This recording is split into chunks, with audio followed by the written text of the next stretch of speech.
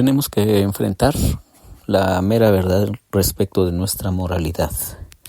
Nuestro comportamiento sexual es una decisión moral. Nuestro comportamiento sexual es una decisión moral. Y no porque tengamos inclinaciones hacia ciertos comportamientos y que simplemente nos dejemos guiar por esas inclinaciones, hace que los comportamientos sean correctos. Mira lo que dice aquí el pastor Platt. Fíjate, por ejemplo, en un reportaje de la revista Time, que dice que la infidelidad podría estar en nuestros genes. ¿Quiere decir esto que porque un hombre casado tiene un deseo innato de tener relaciones sexuales con una mujer que no es su esposa, debe satisfacer ese deseo para realizarse totalmente? Por supuesto que no. La simple presencia de un deseo no es una excusa para serle infiel a la esposa. Esto no es un asunto de cómo ha sido creado el hombre. Es un asunto de sus principios morales.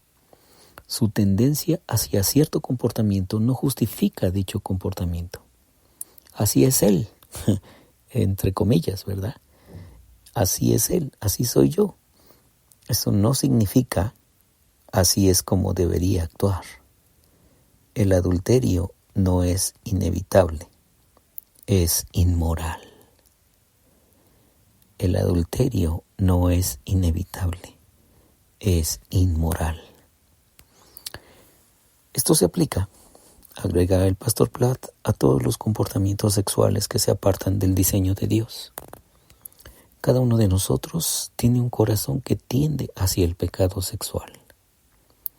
Estas tendencias producen tentaciones diferentes en cada una de nuestras vidas. Algunos de nosotros experimentamos deseos sexuales por personas de nuestro mismo sexo, y otros tenemos la tendencia de satisfacer nuestro deseo sexual con personas del sexo opuesto. Inclusive, las formas en que anhelamos satisfacer esos deseos sexuales son distintas según las personas. Sin duda, parte de este misterio de un mundo caído incluye porque ciertas personas tienen determinados deseos, mientras que otras tienen otros deseos. No siempre elegimos nuestras tentaciones, pero sí podemos optar por la forma de reaccionar ante ellas. No siempre elegimos nuestras tentaciones, pero sí podemos optar por la forma de reaccionar ante ellas. Esto me recuerda a aquel predicador que dijo que no podemos evitar que los pájaros vuelen sobre nuestra cabeza, pero sí podemos evitar que hagan nidos en nuestra cabeza. Hablando justamente de las tentaciones, hablando de los pensamientos que a veces se anidan allí en nuestra mente. Porque así empieza la tentación, allí en nuestra cabeza. Un pensamiento, una imagen. Y entonces eso puede desencadenar toda una cosa bárbara en nuestra vida. Esto nos lleva de vuelta a la pregunta fundamental de lo que Dios ha dicho y a la primera pregunta de la Biblia cuando el adversario le preguntó a la mujer. ¿Recuerdas Génesis capítulo 3? Allí hay un montón de respuestas que podemos encontrar en relación con el mundo caído, con el pecado que hay en el mundo y también en relación con tu moralidad y con mi moralidad. Fíjate la pregunta que tan sugestiva le hace la serpiente a Eva. La serpiente le dijo a la mujer: ¿es verdad que Dios les dijo que no comieran de ningún árbol del jardín? Déjame repetirte esa pregunta que está en Génesis 3:1. ¿Es verdad que Dios les dijo que no comieran de ningún árbol del jardín? Ya hemos visto cómo comenzó el pecado cuando el mandamiento de Dios se redujo a una pregunta. En ese momento, la fuerza espiritual más mortífera fue introducida en el mundo en forma disimulada. La presunción de que la palabra de Dios está sujeta al juicio humano. Fíjate nada más esta manera de cómo lo aborda el pastor David Platt, esta situación. La presunción de que la palabra de Dios está sujeta al juicio humano. Por eso te he dicho una y otra vez en los devocionales que nuestros pensamientos, ideas, motivaciones, ideologías, sugerencias, etcétera, tienen que estar sometidas al tribunal de la palabra de Dios. Sí, porque cuando llegamos a esta presunción de que la palabra de Dios está sujeta al juicio humano, entonces, pues todo se derrumba. Cuando dudamos de que la palabra de Dios sea la mera verdad.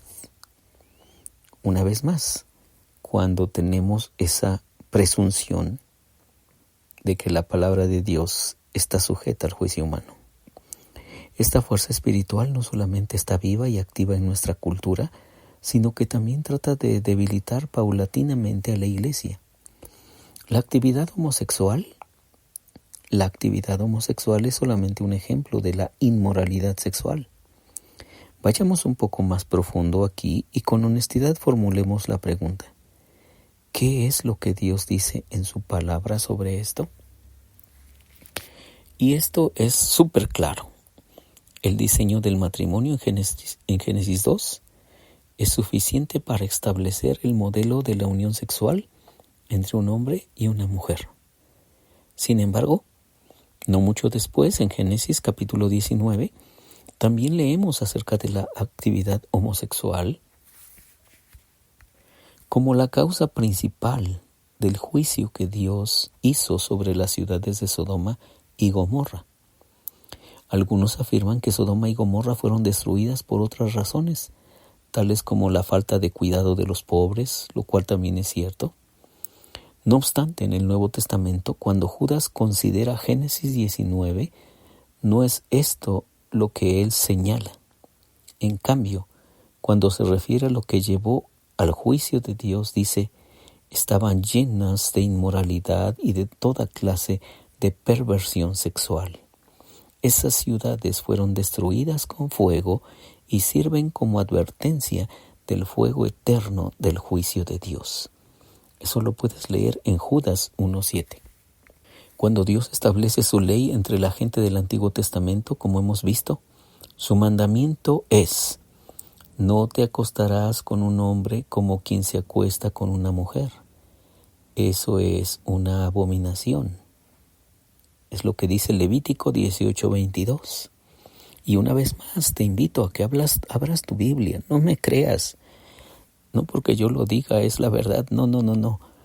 Ve a tu Biblia, ábrela en Levítico 18:22 y vas a encontrar esto que te estoy leyendo.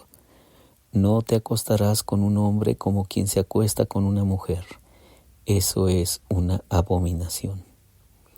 Algunos sostienen que aquí se condena la actividad homosexual solamente debido a su asociación con la idolatría de aquel tiempo. Sin embargo, en estos pasajes se trata la actividad homosexual junto al adulterio, el incesto, la bestialidad y el sacrificio de niños.